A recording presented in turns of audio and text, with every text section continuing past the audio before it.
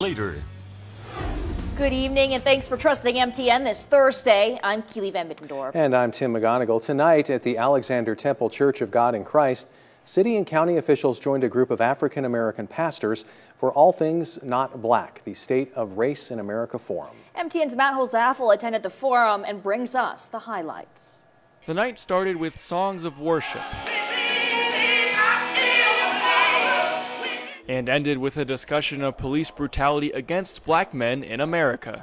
Find in any law book where a counterfeit check or a bogus $20 bill is reason to be hung and killed on the street. Pastors Marcus Collins, Andre Murphy, Robert Lewis, and Kelvin Steele were joined by Great Falls Mayor Bob Kelly, Chief of Police Dave Bowen, City Manager Greg Doyen, and Cascade County Sheriff Jesse Slaughter to reflect on the murder of George Floyd in Minneapolis on May 25th. When I saw that former police officer, what I saw in his eyes was contempt. Members of the community watched, socially distanced in the pews of Alexander Temple, while others tuned in online for what they hope is the start of the conversation. We've been marching for a long time, and this thing just keeps happening and happening and happening. And I am frustrated with it. Just trying to figure out where they go from here. How you break that down is you meet outside of that. You know, church is obviously probably the biggest thing that's going to save this issue in America is God and the church, because all the barriers are broken down. Discussing the role of both law enforcement and church officials in this time of civil unrest in America. In Great Falls, Matt Holzaffel, MTN News. The panel also discussed what the next steps in the conversation are and what strategies can be implemented here in Montana to avoid similar events like George Floyd's death. Well, there have now been more than 2 million confirmed cases of the novel coronavirus here in the U.S., according to a database kept by Johns Hopkins University. The U.S. surpassed the milestone early this morning. More than 112,000 people have died in connection with the virus in the U.S., all of them coming since February. More than 7.25 million people worldwide have contracted the disease since it was first detected in China late last year. The U.S. continues to lead all countries in confirmed cases, followed by Brazil, Russia, and the United Kingdom. The U.S. also leads all countries in deaths linked to the virus, followed by the U.K., Brazil, and Italy.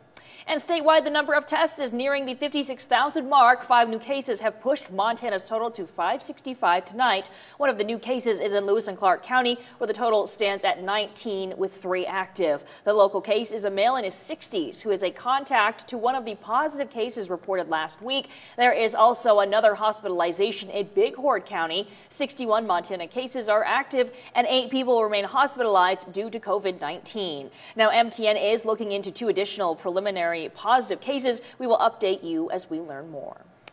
The Montana Department of Corrections may now have its first 2 cases of COVID-19 in a secured facility.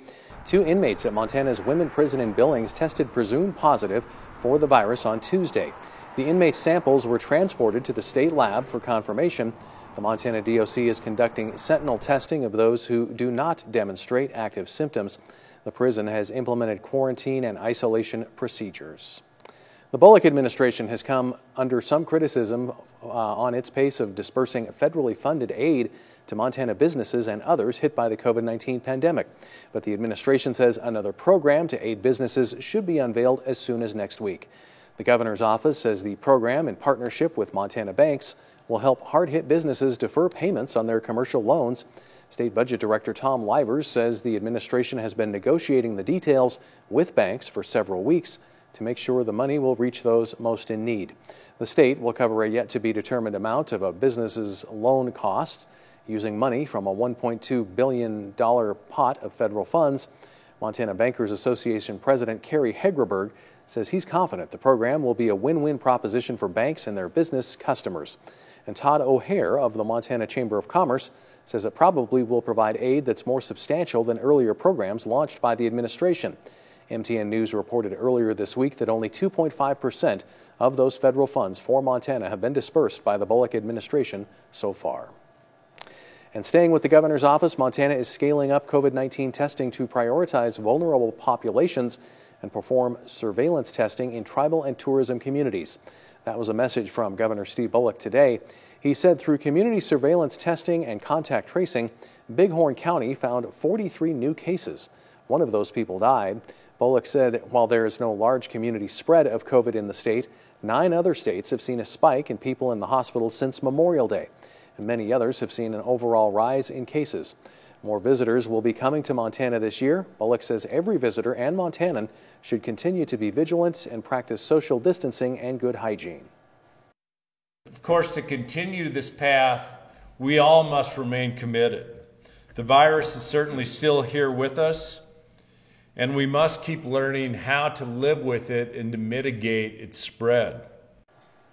Since the onset of COVID-19, testing capacity has expanded enormously, even in Great Falls, where originally drive-through testing was reserved for symptomatic patients. Now Alluvian Health's drive-through COVID testing is free and accessible to anyone. The drive-through COVID tests are targeted for those with no coronavirus symptoms, since those individuals could spread coronavirus unknowingly. Alluvian Health said they've had just under 2,000 people tested for coronavirus, with only 1 positive case. They hope to increase the number of people getting tested in order to help mitigate the spread of coronavirus as travel reopens across the country. We recommend that everyone be tested for COVID-19 and continue to be tested. And that's just so that we can monitor people who may be asymptomatic. But especially as travel is opening up across the state, we know lots of people are still traveling for work. If you've been out of our county, come get tested. It takes just a couple minutes to get tested. You get results back in 1 to 7 days, and then you continue to be tested every time you go out of our county. If you'd like to get a free COVID test, you can come to the drive-through testing center at the former Westgate Mall between the hours of 10 a.m. and 6 p.m. on weekdays and 10 a.m. to 3 p.m. on weekends. No appointment is required. Well, a familiar face is back to give us a look at our first forecast. Well, MTN's Elizabeth Copeland joins us from Missoula.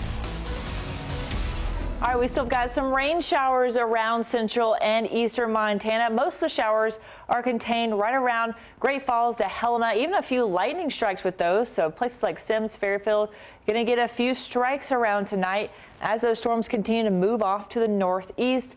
Places like Glasgow, going to stay mostly dry tonight, just a few clouds during those overnight hours. Waking up tomorrow, though, not too many clouds or showers in the forecast.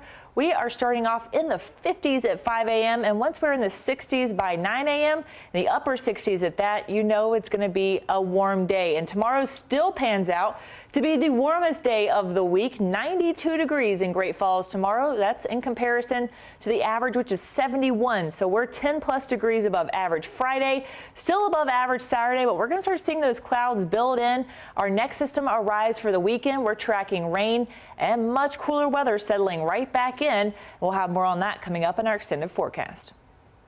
Thanks, Elizabeth. Well, a nonprofit is building stronger community bonds through barbecues. Alliance for Youth Resource Center has been hosting free meals for the past 3 weeks. Volunteers from organizations and businesses team up at the skate park to connect with area residents and cook hot food each Thursday. The free meal includes barbecued pork sandwiches, burgers, hot dogs, and fresh produce from the Salvation Army's Farmers to Families food distribution. Organizers say they decided to host the meals at a venue that engages residents of all ages. They told MTN News groups from around the community have stepped up to make each week possible.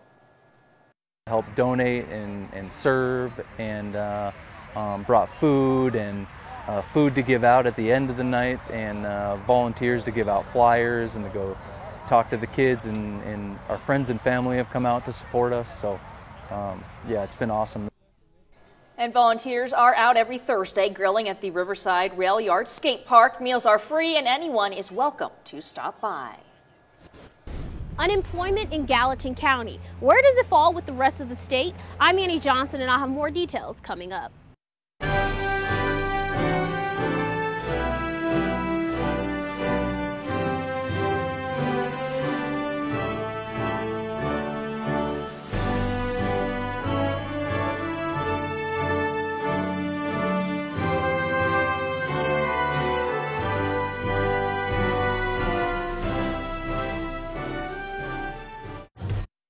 Powered by the Montana Television Network.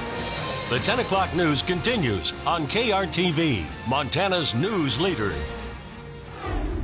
Welcome back. One industry that's seeing an increase in demand right now is childcare.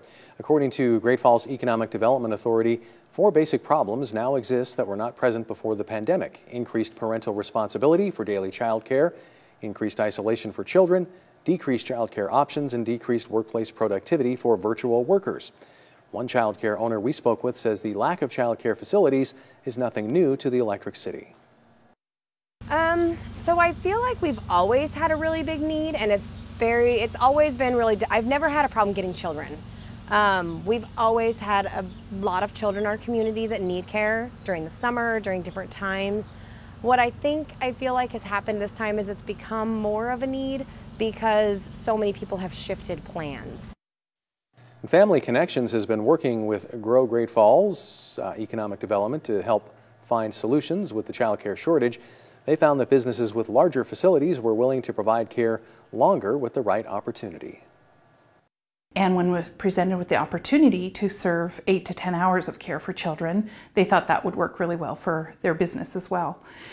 We then discovered that providing meals for that, because they're not a traditional child care facility, that providing meals was a challenge. Great Falls Public Schools food service stepped up right away to offer meal service through their traditional summer meal program. They also tell us if you're wanting to start a child care business, now is a good time to do so, specifically for times available on the weekend or overnight. Well, more and more businesses are opening back up, but employers may find themselves ready to open, but with no employees. MTN's Annie Johnson joins us with more. Unemployment has been a huge topic when discussing the current pandemic.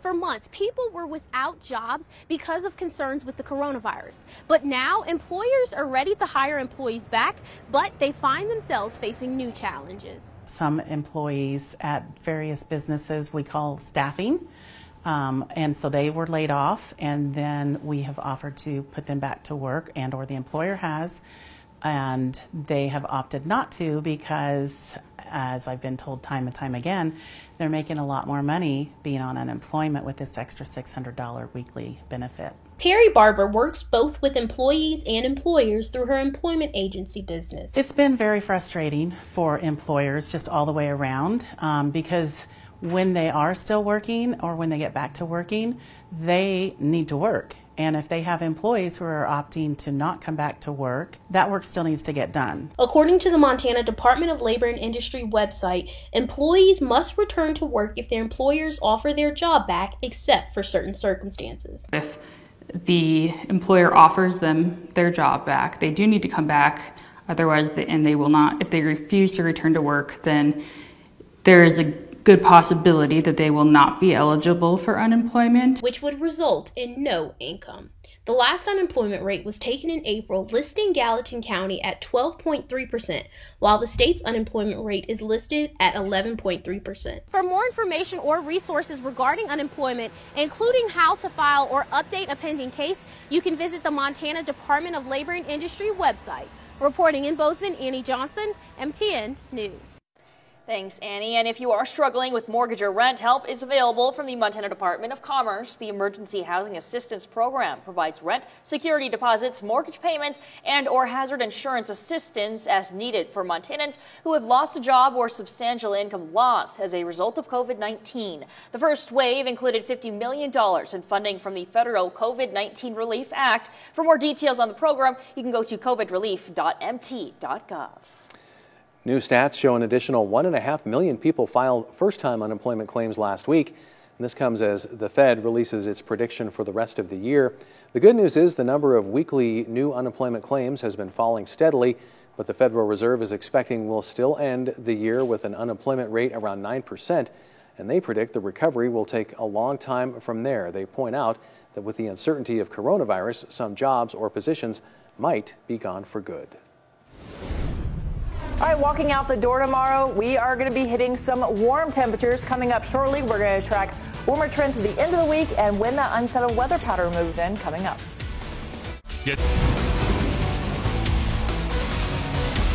Good Thursday evening to you. Great to be back forecasting for north central and northeast Montana. We've got a lot of activity, mostly to our southwest, that we're dealing with tonight, all in association with that warmer air that's been funneling in. So we've been seeing some very warm temperatures over the course of the week, and they're only going to get warmer. But with that warm air that's moving in from the southwest, it's also pulling in a little moisture. So that warm air combined with that moisture starting to trigger some showers, even thunderstorms across our area. Helena got a nice shower just a couple of minutes ago, and you notice as those showers move through, get a little wind with that 20-25 mile per hour gusts with those showers that keep popping up and moving off to the northeast. However, seeing a few clouds, but across the northwest or northeast corner in Glasgow, not a lot of activity either wind-wise or moisture-wise. We're actually dry and warm across the northeast corner. All that activity is mostly going to hold out right here in central Montana tonight. Now, more of that activity, the stronger storms that are off to the northwest part of the country, those are going to stay there for a while,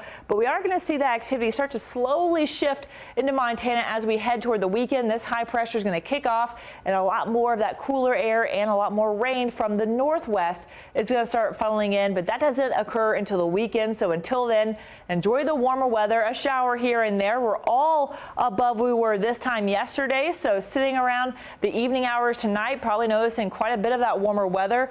Again, a couple of showers here and there, but otherwise not a bad evening to enjoy outside as we have that warmer weather in our forecast for the next few days. So over the course of the last 2 weeks here, we've been holding steady right above average, spiking just less than a week ago. We did take a big drop for about 2 or 3 days there, down to 15 below average, but then now we're on this rise. We were 7 degrees above average today. Again, the average is right about 70, 71 degrees this time of year, and tomorrow we're going to be in these darker reds, well above average, as those temperatures continue to climb through the end of the week. And we're talking 90s in the forecast. We were in the mid to upper 80s today. Tomorrow we're going to be in the upper 80s, low 90s, talking 90 in Glasgow, 91 in Great Falls, and 90 in Helena. So the whole state of Montana going to see more of those reds and oranges.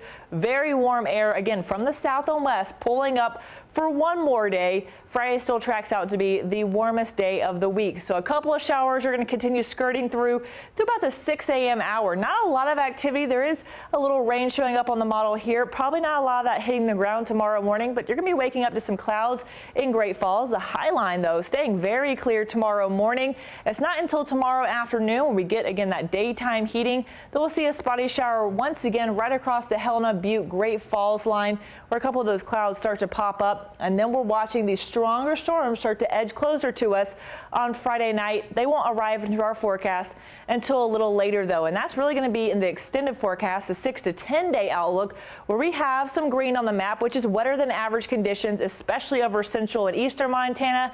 And we're also going to cool down quite a bit after tomorrow. So over our 7-day forecast here, we are going to be at 92 tomorrow in Great Falls. Again, we're going to have some very hot weather before some clouds move in. A spotty shower not out of the forecast tomorrow, but we keep those 90s and even 80s in on Saturday. That breeze does pick up on Saturday afternoon as that next system moves in.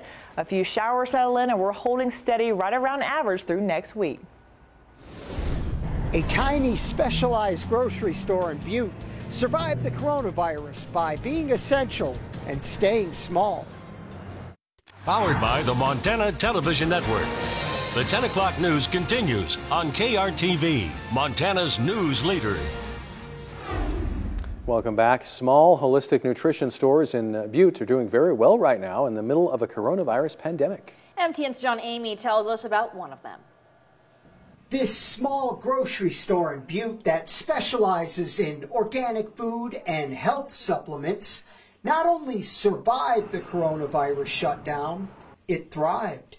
We were busy taking orders over the phone and then delivering them. It's a lot more difficult than having people shop for themselves. Deemed essential, the Dancing Rainbow Natural Grocery Store, which has been in operation in Butte for 35 years, was fortunate to remain open during the quarantine.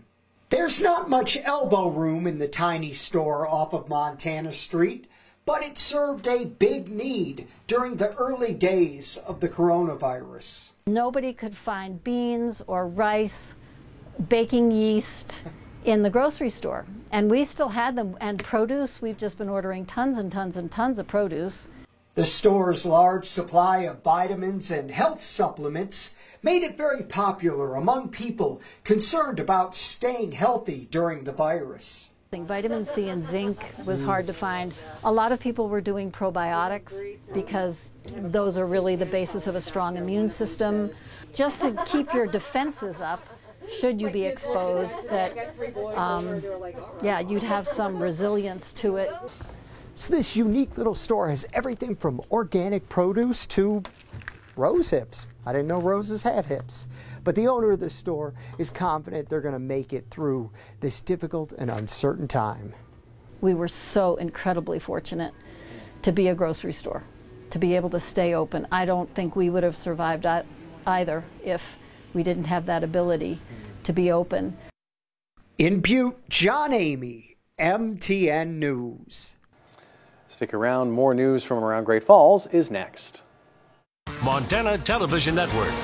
The 10 o'clock news continues on KRTV, Montana's news leader. Well, while many food establishments fought to stay open during coronavirus, some chose to close until conditions improved. That was the case for Great Falls food truck Mighty Mo Cup of Joe. Now their mental and physical wheels are turning again to bring you something new. When the coffee truck hit the road last week, they brought it with a summertime sweet. Now, in addition to brewing coffees, they'll be packing snow cones this summer. Food truck owner Melinda Elliott hopes the high demand and low competition for snow cones will help her make up for lost business during the past few months. I was doing really well because I was delivery based. And then I had to shut down for a couple months. My husband installed a serving window. I had to get a new generator, and I just thought this would be a good addition to try to, kind of get me back going again. You can follow Mighty Mo Cup of Joe on Facebook to find out where their food truck will be set up next. And if it's set up anywhere tomorrow, there should be great business because they're saying like 90 degrees. We're going to have to grab a snow cone or two, just to make it through. Good Maybe advice. Come back again for some more. Couple rounds.